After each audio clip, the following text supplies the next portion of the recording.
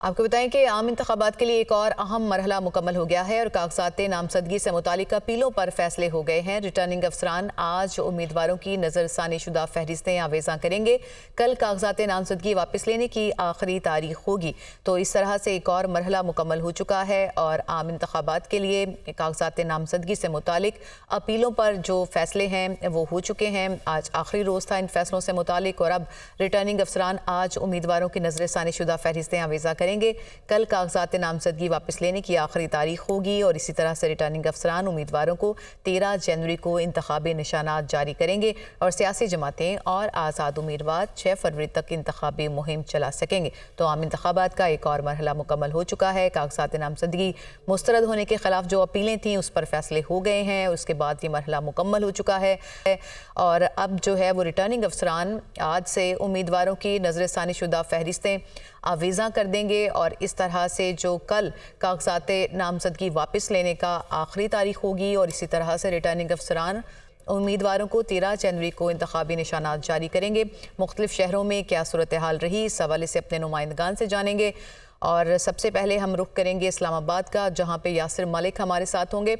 यासिर, आप बताइएगा कि एक और मरहला मुकम्मल हो चुका कामयाबी के साथ, क्या तनासुब रहा इन फैसलों से मुतालिक? देखिए, जो अपीलें दायर की गई थी उनके बाद आज का जो अमल था उसमें नज़रसानी दरख्वास्त जो पेपर हैं वो अवेजा कर दिए गए हैं। और अगर इसकी नज़रसानी वाले पेपरों की बात की जाए तो इसमें जो NA46 है उसमें से 55 उम्मीदवार जो हैं वो सामने आए हैं, जबकि NA48 से 63 उम्मीदवार जो हैं उनकी फहरिस्त जो है वो अवेजा की गई है।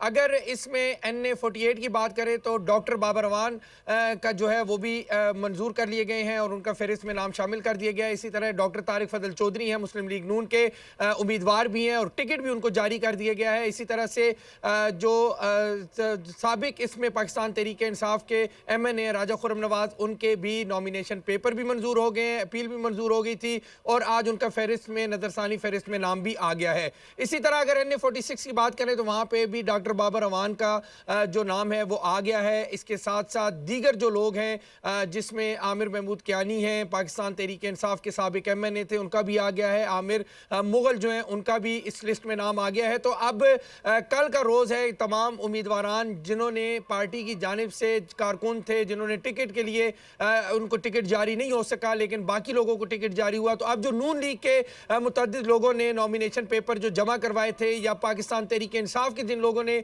अभी तक पाकिस्तान तहरीक इंसाफ के उम्मीदवारों के टिकट फाइनल नहीं हुए, लेकिन आज बताया जा रहा है कि कभी इम्कान है कि उनके भी टिकट फाइनल हो जाएंगे। इसी तरह से जमात इस्लामी के मियां असलम और काशिफ जो हैं, उनके मियां काशिफ जो उनके नॉमिनेशन पेपर जमा हुए थे, उनके ऊपर कोई एतराज़ भी नहीं लगाया गया था, वो भी मंजूर कर लिए गए थे। तो अब जमात इस्लामी के दीगर जो लोग हैं वो भी अपने पेपर जो हैं वो कल तक विदड्रॉ कर सकेंगे। इसी तरह नून लीग के बहुत से ऐसे लोग हैं जिन्होंने नॉमिनेशन पेपर जमा करवाए हैं NA46, 47 और हल्का 48 से, वो भी कल अपने नॉमिनेशन पेपर जो है वो विदड्रॉ करेंगे। पाकिस्तान तहरीक इंसाफ की अगर बात की जाए तो उनके अभी तक टिकट जो है वो कंफर्म नहीं हुए, लेकिन बड़ी तादाद में पाकिस्तान तहरीक इंसाफ के लोगों ने कागजात नामजदगी जो है वो जमा करवा रखे हैं। और आप हमारे साथ ही रहेगा।